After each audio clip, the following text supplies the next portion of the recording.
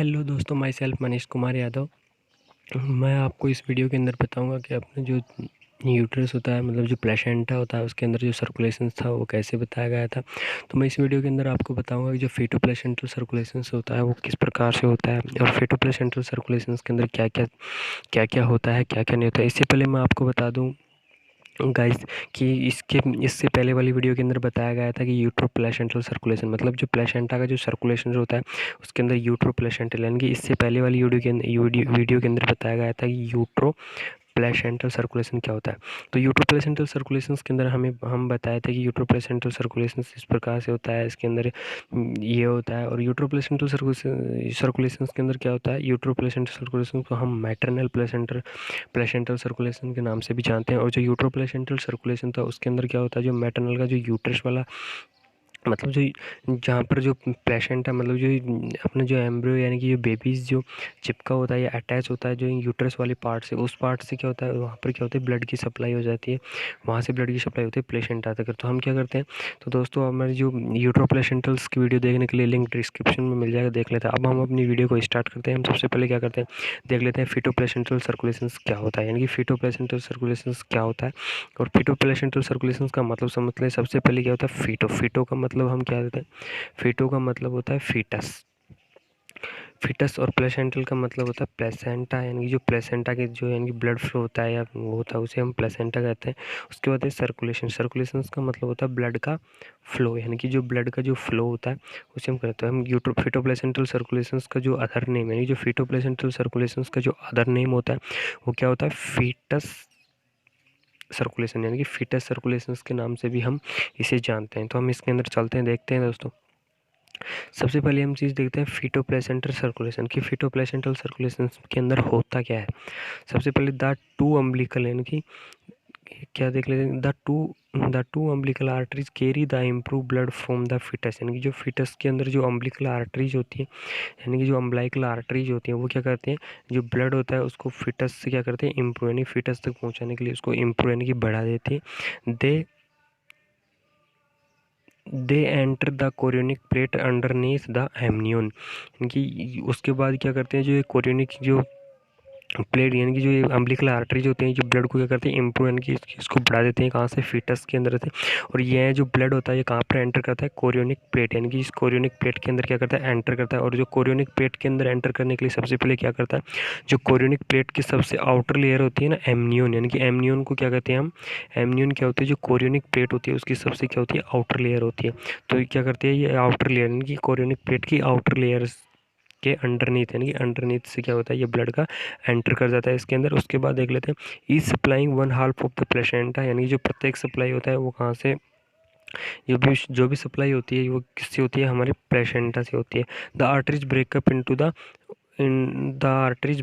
Into the small branches, यानी कि जो आर्टरी होती है, यानी कि जो अम्बिलिकल आर्टरी वगैरह ये लेके आते हैं ब्लड को, ये आर्टरीज क्या होती है, breakup into the small branches, यानी कि जो आर्टरी होती है वो अनेक टूट जाती हैं, किसके अंदर, अनेक स्मॉल स्मॉल ब्रांचेज के अंदर टूट जाती हैं और enter into the chorionic villi. और जो ये ब्रांचेज होती हैं ये ब्रेकअप होने के बाद क्या करती है, कोरियोनिक विलाई के अंदर एंटर करती हैं।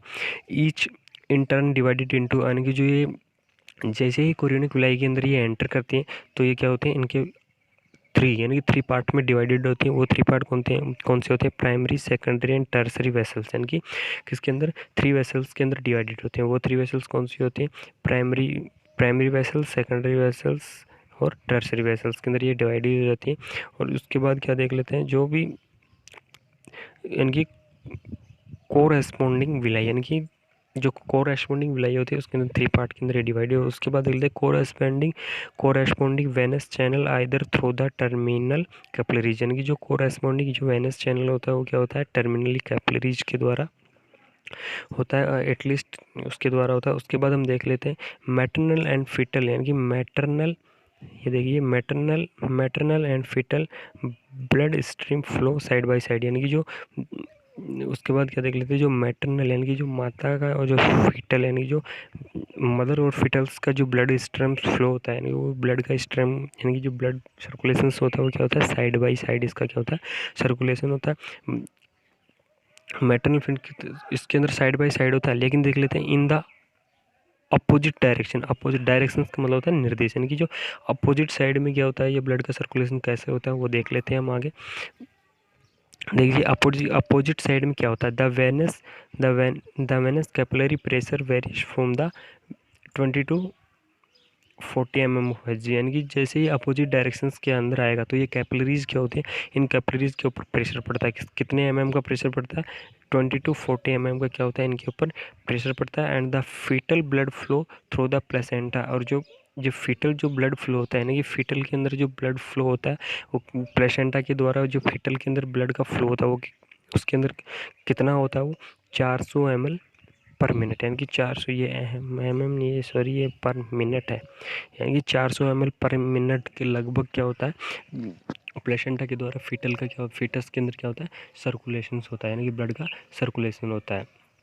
उसके बाद हम देख लेते हैं इसके अंदर कुछ डायरेक्शन वगैरह देख लेते हैं। सबसे पहले देख लेते हैं जो ये ब्लू लाइन है, यानी कि जो ब्लू ये आपको ये नली जैसी दिख रही है, ये क्या होती है हमारी अम्बिलिकल वेन, यानी कि इसको हम क्या कहते हैं अम्बिलिकल वेन के नाम से जानते हैं। उसके बाद देख लेते हैं अम्बिलिकल वेन के बाद क्या होता है अम्बिलिकल आर्टरीज, यानी कि जो ये रेड वाली जो नली जैसी आपको दिख रही है ये क्या होती है अम्बिलिकल आर्टरीज होती हैं। उसके बाद देख लेते हैं, उसके बाद इसके अंदर मेसोड्रम वगैरह पाए जाते हैं। जो मेसोड्रम क्या होता है, जो ये लेयर होती है यानी कि ब्राउन कलर, यानी कि ब्राउन कलर वाली जो ये लेयर होती है ये क्या होती है ब्राउन कलर वाली लेयर मेसोड्रम्स होती है। उसके बाद इसके अंदर यानी कि दो चीज़ें और पाई जाती हैं, वो क्या होते हैं साइटोट्रोफोब्लास्ट एंड सिंसाइटोट्रोफोब्लास्ट, यानी कि वो दोनों चीज़ कौन कौन सी होते हैं देख लेते हैं। साइटोट्रोफोब्लास्ट कौन सी होती है, यानी कि जो ये ग्रीन और रेड के अंदर ये आपको एक छोटी सी लाइन दिख रही है, ये देखिए ये लाइन, ये इधर से होके हुई जा रही है ना, ये लाइन, ये आपको क्या होती है ये साइटोट्रोफोब्लास्ट के नाम से जानते हैं।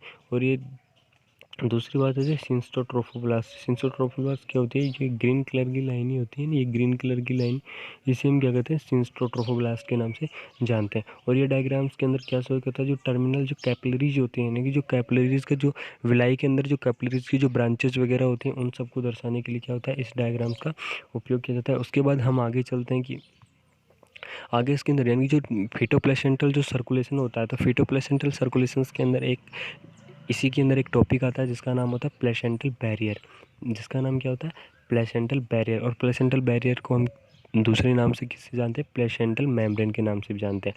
तो प्लेसेंटल बैरियर क्या होता है, सबसे पहले मैं इसका छोटा सा इंट्रोडक्शन देता हूँ कि प्लेसेंटल बैरियर क्या होता है। जो फीटस और जो मैटरनल यानी कि जो फीटो यानी कि यूट्रो सर्कुलेशंस और जो फीटो सर्कुलेशंस के अंदर क्या होता है बीच की मेम्ब्रेन को हम कहते हैं प्लेसेंटल मेम्ब्रेन कहते हैं। तो इसमें देख लेते हैं सबसे पहले it is a partition between fetal and maternal circulations, यानी किसके अंदर कहाँ का पार्शंस होता है, ये फीटल और मेम्ब्रेन सर्कुलेशंस के बीच का क्या होता है पार्शियल होता है। हाउएवर फिर भी this barrier is not a perfect barrier, यानी कि फिर भी क्या होता है इन दोनों के बीच यानी कि फीटल और मैटरनल सर्कुलेशंस के बीच का ये पार्ट होता है, फिर भी ये बैरियर क्या होता है जो ये बैरियर होता है इज़ नॉट ए परफेक्ट, यानी ये बैरियर क्या होता है परफेक्ट नहीं होता है। ये जो किसके अंदर फीटल ब्लड सेल्स यानी कि फीटल ब्लड सेल के रूप में, इसलिए क्या होता है जो बैरियर होता है यानी कि जो इसी कारण क्या होता है यानी कि ये बैरियर क्या होता है परफेक्ट नहीं होता। और परफेक्ट नहीं होने के कारण क्या होता है जो फीटल ब्लड सेल होती है ना वो कहाँ पाई जाती है इन द मैटरनल सर्कुलेशन, यानी कि जो फीटल ब्लड सर्कुलेशन होता है वो मैटरनल सर्कुलेशन के अंदर पाया जाता है। उसके बाद देख लें the about two are separated by tissue is called placental membranes, यानी कि उसके बाद क्या देख लेते हैं जो जो ये पार्ट था यानी कि फीटल और मैटरनल सर्कुलेशंस, यानी कि फीटल और मैटरनल सर्कुलेशंस के बीच का ये पार्ट था, यानी कि जो ये टू पार्ट थे जो सेपरेट करते थे टिश्यूज़ को, इसी हम किस नाम से जानते हैं प्लेसेंटल मेम्ब्रेन या फिर बैरियर के नाम से जानते हैं। यानी कि इसी पार्ट को हम क्या कहते हैं प्लेसेंटल मेम्ब्रेन या बैरियर के नाम से जानते हैं, जो consist of the early pregnancy, यानी कि जो कि किस किस से मिलकर बनी होती हैं ये देख लीजिए। सबसे पहले यानी कि पांच चीज़ें, यानी कि पांच चीज़ों से क्या होती है ये मिलकर बनी होती हैं, यानी कि जो प्लेसेंटल बैरियर होता है वो पांच चीज़ों से मिलकर बना होता है। इसके अंदर सबसे पहली चीज़ क्या होती है पहला, यानी कि जो पहला टॉपिक होता है वो क्या होता है सिंस्ट्रोफोब्लास्ट होती है। सेकंड टॉपिक्स क्या होता है इसके अंदर साइटोट्रोफोब्लास्ट होती है। और थर्ड टॉपिक होता है बेसमेंट मेम्ब्रेन होती है। फोर्थ टॉपिक होता है स्ट्रोमल टिश्यूज़। और फिफ्थ टॉपिक होता है endothelium of the foetal capillary wall, यानी कि ये पांच टॉपिक्स होते हैं, यानी कि 5 पॉइंट होते हैं। इन पांचों पॉइंटों से क्या होता है जो हमारा प्लेसेंटल बैरियर होता है ये क्या होता है मिलकर बना होता है। उसके बाद देख लेते हैं इसके अंदर में एक डायग्राम होता है जो हमारे जो प्लेसेंटल बैरियर की लेयर्स वगैरह उसको दर्शाता है। तो मैं इस डायग्राम के बारे में बता देता हूँ। देखिएगा, सबसे पहले मैं आपको बताता हूँ कि प्लेसेंटल बैरियर कहाँ होता है। तो ये देखिए, प्लेसेंटल बैरियर यानी कि ये पार्ट दिख रहा है आपको, ये टोटल पार्ट दिख रहा है। इसको हम क्या करते हैं, इस पार्ट को हम प्लेसेंटल बैरियर यानी कि इस पार्ट को हम प्लेसेंटल बैरियर के नाम से जानते हैं। उसके बाद देख लेते हैं बेसमेंट मेम्ब्रेन यानी कि बेसमेंट मेम्ब्रेन्स क्या होती है। तो हम इसके अंदर जो बेसमेंट मेम्ब्रेन हो यानी कि इस टोटल पार्ट को हम क्या करते हैं, प्लेसेंटल बैरियर कहते हैं। उसके बाद इसके अंदर जो बेसमेंट मेम्ब्रेन होती है वो कहाँ होती है, यानी कि ये आपको ये लाइन दिख रही है, एक ब्लू ब्लू यानी कि ये लाइन दिख रही है आपको। ये लाइन क्या होती है, एक बेसमेंट मेम्ब्रेन यानी कि एक बेसमेंट मेम्ब्रेन की लाइन होती है। उसके बाद देख लेते हैं हम एंडोथीलियम यानी कि जो एंडोथीलियम की जो फिफ्थ पार्ट यानी कि साइटोट्रोफोब्लास्ट सिंस्टोट्रोफोब्लास्ट यानी कि जो 5 यूनिट थे उनके बारे में यानी कि जो बताया गया। तो सिंस्टोट्रोफोब्लास्ट क्या होता है, जो ग्रीन कलर यानी कि आपको एक ग्रीन कलर दिख रहा है यानी ग्रीन जैसा कलर दिख रहा है, इसे हम कहते हैं सिंस्टोट्रोफोब्लास्ट के नाम से जानते हैं। और साइटोट्रोफोब्लास्ट यानी कि ये गोल गोल आपकी आकृति दिख रही है ना, ये गोल गोल आकृति देखिएगा, ये गोल गोल आकृति को होता है साइटोट्रोफोब्लास्ट के नाम से जानते हैं। उसके बाद देख लेते हैं इसके अंदर जो मैटरनल ब्लड सेल होते हैं, फीटल ब्लड सेल होती है, उनके बारे में देख लेते हैं कौन कौन सी होती हैं। तो हम सबसे पहले क्या करते हैं, मैटरनल ब्लड सेल यानी कि मैटरनल ब्लड सेल कौन सी होती है, आपको जो ये देख रही है जिसके अंदर आरबीसी जैसी आकृतियाँ दिख रही हैं यानी कि ब्लड जैसी आकृतियाँ दिख रही हैं, ये इसे हम क्या कहते हैं, इसे हम मैटरनल ब्लड सेल के नाम से जानते हैं। और फीटल ब्लड सेल कौन सा होता है, फीटल ब्लड सेल क्या होता है, आपको ये देखिए ये ब्लू जैसी आकृति दिख रही है ना, ये ब्लू ब्लू वगैरह, ये इस आकृति को हम क्या कहते हैं, फीटल ब्लड सेल के नाम से जानते हैं। और इस आकृति को हम क्या कहते हैं, मैटरनल ब्लड सेल के नाम से जानते हैं। उसके बाद देखिए इसके अंदर एक 5 यूनिट थे, इसके अंदर 4 यूनिट हो गए, एक यूनिट हो जिस एक टॉपिक होता है जिसके अंदर एंडोथेलियम एंड बेसमेंट मेम्ब्रेन की एंडोथेलियम और बेसमेंट मेम्ब्रेन कौन सा टॉपिक होता है इसके बारे में मैं बताता हूँ अभी आपको। देखिए जो आपको ये लाइन दिख रही है, ये लाइन दिख रही है ना आपको, ये ब्लैक ब्लैक जैसी ये लाइन, इस लाइन को हम क्या करते हैं, एंडोथेलियम और बेसमेंट मेम्ब्रेन के नाम से जानते हैं। तो ये देखिएगा, ये प्लेसेंटल जो बैरियर होता है उसके बारे में बताया गया था। उसके बाद हम आगे चलते हैं क्या होता है। उसके बाद इसके अंदर एक टॉपिक है, near term there is a attenuation of the syncytial layer यानी कि जो सिंस्टियन लेयर होती है, एरोटेशन का मतलब क्या होता है,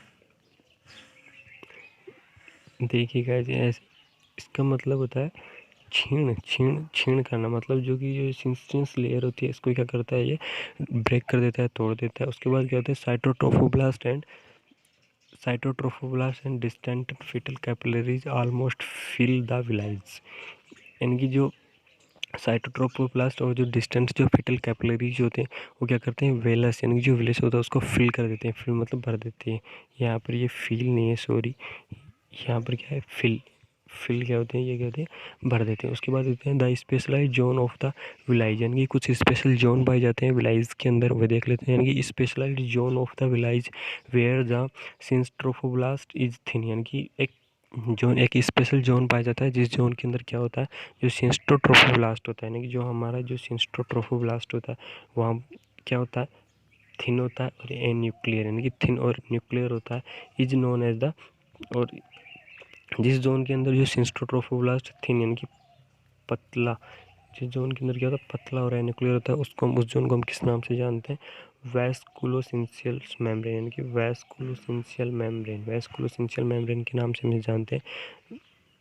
these thin zone terminal villi alpha zone are for extension यानी कि जो दूसरा जोन पाया जाता है जहाँ पर क्या होता है, ये जो साइटोट्रोफोब्लास्ट है थिन होती है यानी कि पतली होती है, तो जिसे हम अल्फा जोन कहते हैं। और इस जोन के अंदर क्या होता है, ये ओनली गैस एक्सचेंज के लिए यानी कि यह जोन क्या होता है, गैस एक्सचेंज के लिए पाया जाता है। उसके बाद देख लेते हैं, देखिएगा ये मिस्टेक हो गई, यहाँ पर था द थिक थिक थिक यानी मोटा, यानी कि जो इसकी जगह क्या था, ये थिक। ओके गाइस, यानी जो थिक यानी कि जो मोटा जो बीटा जोन है, नहीं बीटा जोन्स के अंदर एक जोन था जिसके अंदर पतला था, दूसरा जोन है बीटा जोन के अंदर क्या होता है, एक मोटा पाया जाता है जो टर्मिनल विलाइज के साथ होते हैं। और जो ये किसके लिए, हार्मोन सिंथेसिस के लिए, यानी जो बीटा जोन होता है जो क्या होता है थिक यानी थिक जोन होता है। और इस जोन किया है और जोन मेनली क्या काम आता है, हार्मोनल सिंथेसिस यानी हार्मोनल सिंथेसिस के काम आता है। और जो थिन जोन था यानी कि सिंट्रोट्रोफोब्लास्ट जिसके अंदर थिन और न्यूक्लियर पाई जाती थी, वो जोन कौन सा था? अल्फा जोन यानी कि अल्फा जोन। और इस जोन के अंदर क्या होता था? ओनली गैस का क्या होता है?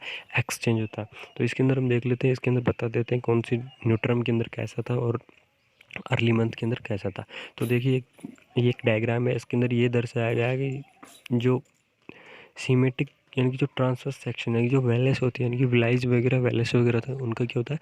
ट्रांसवर्स जो सेक्शंस होते हैं उनके बारे में बताया गया है। तो हम गाइस देखिए चलते हैं। सबसे पहले देख लेते हैं कैपिलरीज। कैपिलरीज का मतलब आपको ये दिख रही है, ये ऐसी जो आपकी आकृतियाँ दिख रही हैं, इसे हम क्या कहते हैं? इसे हम कैपिलरीज के नाम से जानते हैं।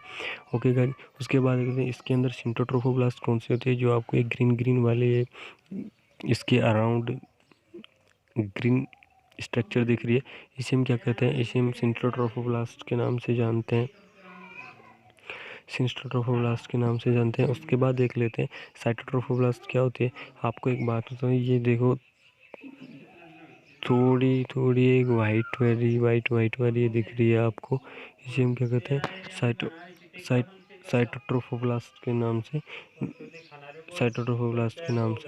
जानते हैं।